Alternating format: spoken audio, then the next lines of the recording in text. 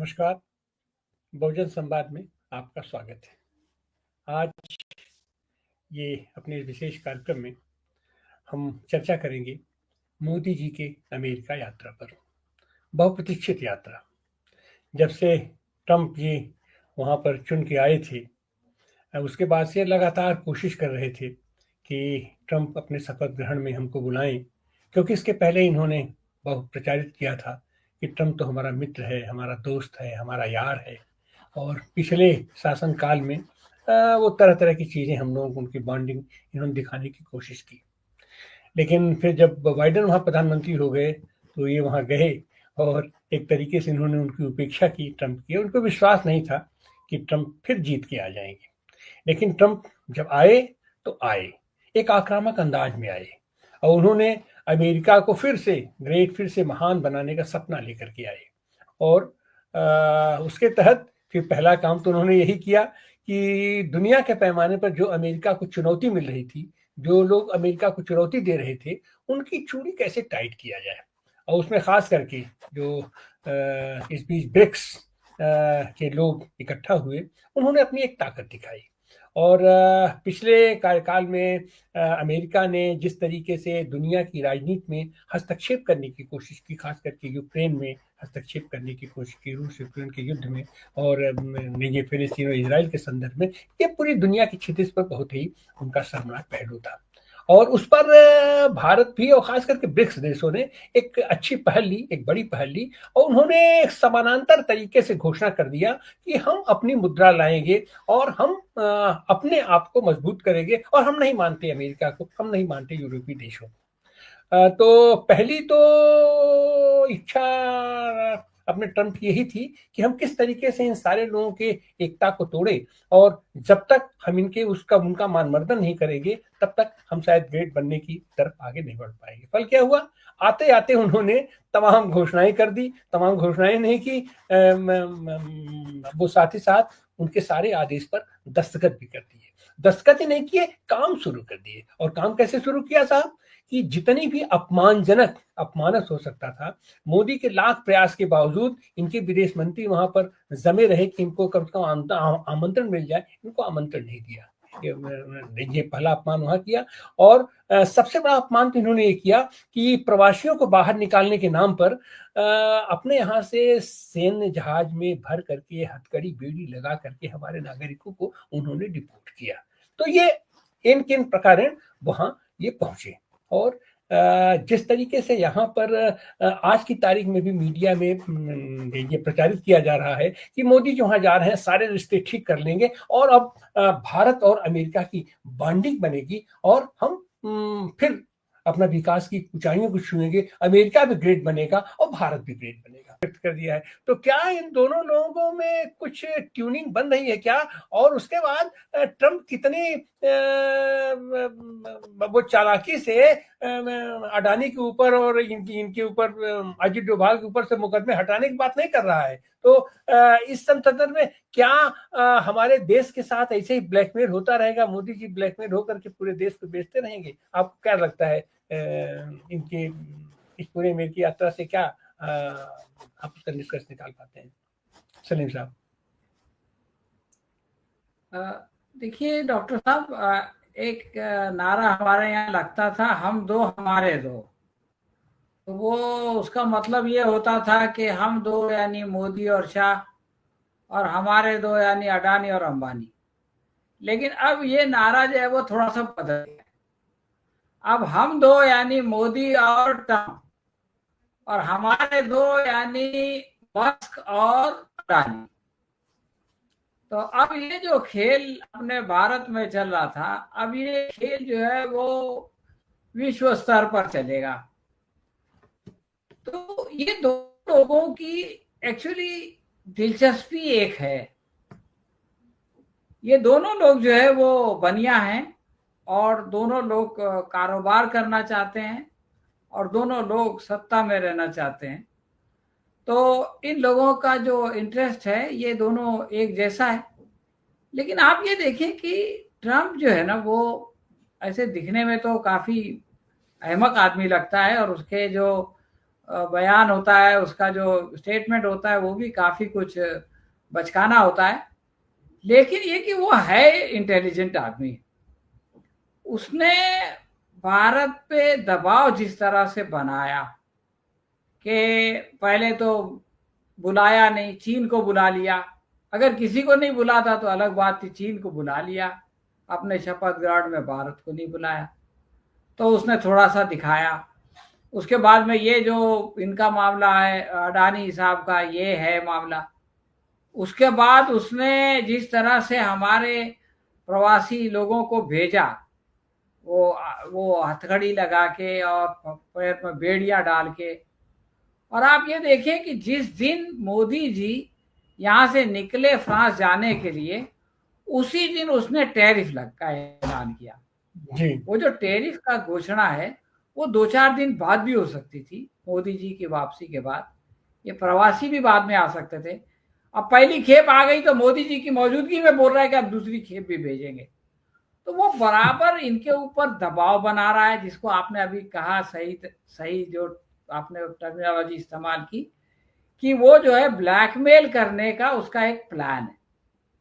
और वो उस ब्लैकमेलिंग के जरिए से भारत को ब्रिक्स में या तो पूरी तरह से निकाल लेना चाहता है या वहां मौजूद रख के उससे अपना काम लेना चाहता है।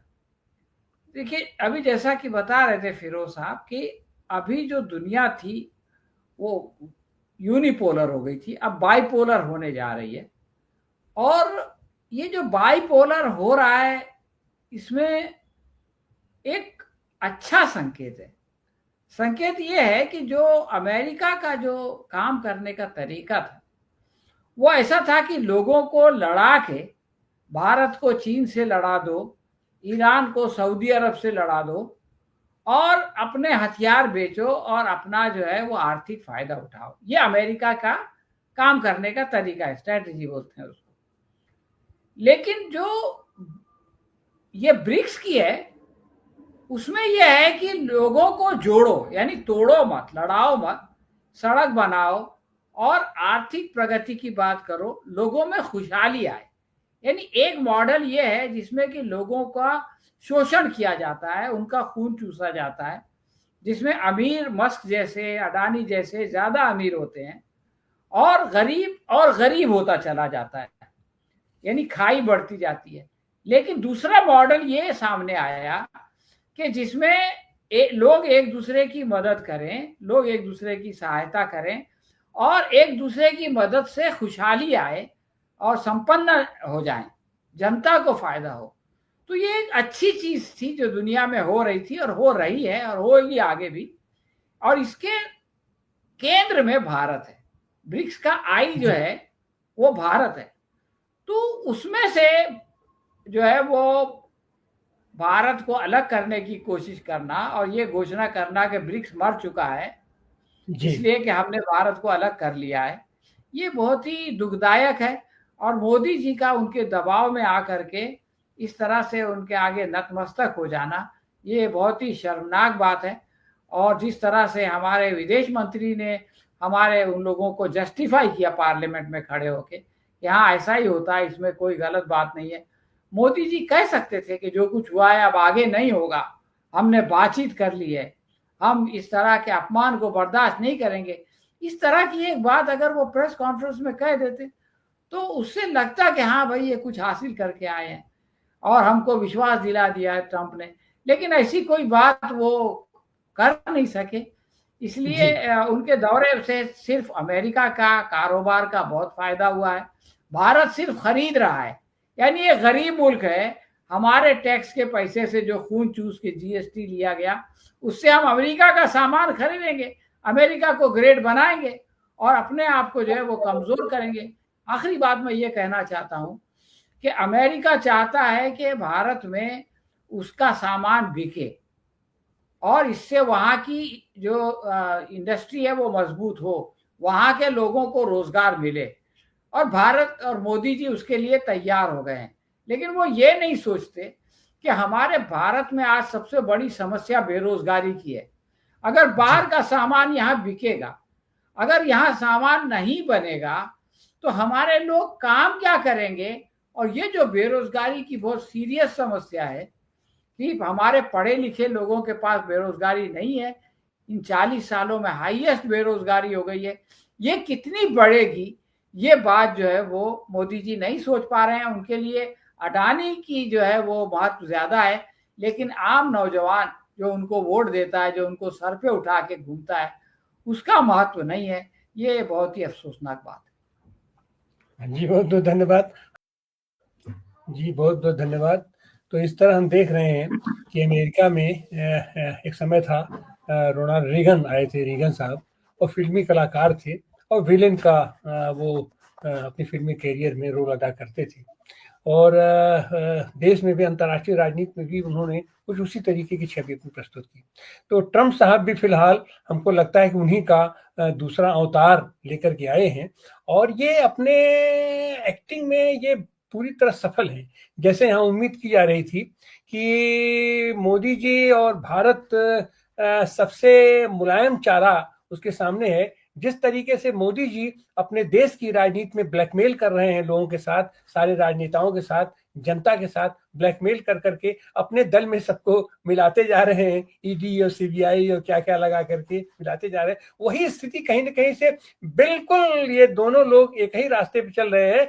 और ट्रंप ने मोदी जी का वो कमजोर नस पकड़ लिया है, और पकड़ लिया है तो जाहिर सी बात है, पकड़ लिया है तो पकड़ लिया है। यहाँ पर तो ये उम्मीद की जा रही थी कि हो सकता है कि मोदी जी वहां जाएं और उनको फिजिकली वो जो तो उनको अरेस्ट कर लिया जाए या उनको हाउस अरेस्ट कर लिया जाए और वहीं से इनसे सब कुछ काम करवाया जाए। लेकिन हमको लग रहा है कि मोदी जी तो वहां पर ज्यादा प्रसन्न है, बच्चों के बीच में उनको रख दिया गया है, एलन मस्क के बच्चों के बीच में खेल रहे हैं, खुशहाल हैं, मस्ती भरी बराबर। और वहां उनको जो जो चीज शायद ट्रंप चाह रहा था उससे कुछ आगे ही बढ़ करके ये देने के लिए तैयार है। अब क्या स्थिति परिस्थिति है, अजीत डोभाल उसके पीछे है, अडानी उसके पीछे है, अमित शाह उसके पीछे है, कहाँ क्या क्या मर्जी है अब ये तो शायद यही जानते होंगे। लेकिन ये निश्चित रूप से भारत देश के लिए दुर्भाग्यपूर्ण स्थिति है। हमारी अस्मिता के लिए हम किस स्तर तक अभी हमको गिराया जाएगा। अभी तो उसने 102 लोगों को यहाँ डिपोर्ट किया था बान के, इनके सामने ही उसने घोषणा कर दिया कि अगली ट्रिप भी आपके यहाँ जा रही है। और अगली ट्रिप क्या जा रही है उसमें तो मोदी को भी दिखाया जा रहा है कि क्या अपना बेड़ी हथकड़ी इनको भी डाल करके बिल्कुल अपने एक तरीके से बंधक बना लिया है। तो देश में मोदी जी की यह जो अमेरिका यात्रा है, हमारे देश में भले ही उसको चाहे जितना प्रसारित किया जाए, चाहे जितना प्रसारित किया जाए, लेकिन वहां प्रेस के सामने इनको जाना पड़ा और प्रेस के सामने उनकी क्या स्थिति थी। अब तो अंतर्राष्ट्रीय स्तर पर इनके सारे बातें जाएंगी, हमारे भारत के गोदी मीडिया उसको नहीं रोक पाएगा, उनका वो कैसे निर्माण करता है क्या नहीं करता है। और ये बहुत ही दुर्भाग्यपूर्ण दौरा माना जाए, अब तक के मोदी का सबसे दुर्भाग्यपूर्ण दौरा माना जाएगा, क्योंकि यहाँ गोदी मीडिया भी उनको यह नहीं दिखा पा रही कि उनका वहां पर किस तरीके से स्वागत हुआ और मोदी मोदी मोदी के नारे लगे, ये लोग दिखा नहीं पा रहे हैं इन सारी चीजों को। तो लेकिन और फिर उनको खुश करने के लिए 21 महीने से जो हमारा अपना मणिपुर जल रहा था उसके मुख्यमंत्री को इसने अपना तत्काल शहीद कर दिया। अब तो सवाल है कि चीन को ये खुश करेंगे अपनी जमीनें दे करके, रूस को खुश करेंगे अपने अपने कारपोरेट का लाभ पहुंचा करके, या ट्रंप को खुश करने के लिए ये पूरे देश को बंधक दे देंगे, पूरे देश को गिरवी रख देंगे। बिल्कुल ठीक उसी तरीके से जिस तरीके से ईस्ट इंडिया कंपनी को तंबू तानने के लिए दे दिया गया था और हमारे अंदर की टीस, हमने कितने अपने शहीदों को, अपने कितने सेनानियों को शहीद हमको करना पड़ा, स्वाधीनता मिली। तो अब देखते हैं लेकिन आने वाले दिनों में क्या होता है और मोदी जी फाइनली वहां से क्या क्या लेके आते हैं और यहाँ के देश की जनता को क्या बताते हैं। इन शब्दों के साथ आप सारे लोगों का बहुत बहुत आभार, बहुत बहुत धन्यवाद इतनी 60 मिनट जी।